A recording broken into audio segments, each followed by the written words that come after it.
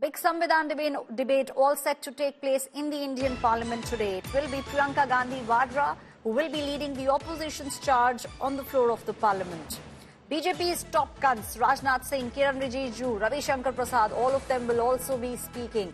Prime Minister Modi will be speaking at the end of the debate on the 14th of December, that is Saturday. This is a big constitution debate that will begin in the Lok Sabha. 2 days have been allotted for this debate.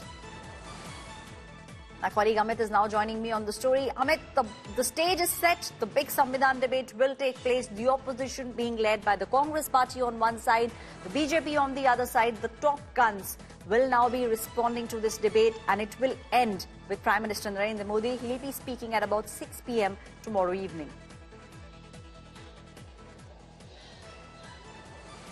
Right, Aishwarya, and more so, all eyes will be focused on Parliament more so because in the past 6 months and essentially ever since that Lok Sabha elections was wrapped up, Constitution had become the primary point of debate between the BJP and the Congress party, or the NDA and the India alliance, with the Congress party constantly attacking the Bharatiya Janata Party, accusing them of trying to bend the constitutional values of the country.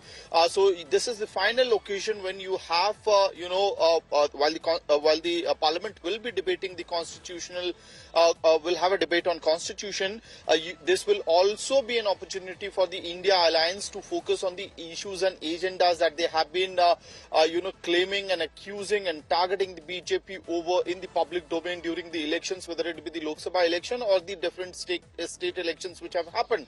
And you have Priyanka Gandhi Vadra, who is going to make her Lok Sabha debut speech today, and Rahul Gandhi is also on the list of speakers. What we are given to understand that the Congress party is most likely to pick names from different communities so that there is a far larger representation in their list of speakers. On the other side, as far as the BJP's list for the day looks like, you have the top guns, the experienced faces, someone like Rajnath Singh, Defence Minister there, as well as young faces like Tejasvi Surya, who's known for his oratory skills. So it's a balance of the experienced lot and the younger speakers in the BJP's list as well. It is to be seen as to how the other parties, for instance, Trinamool Congress has Mahua Moitro as one of the speakers on Constitution Day.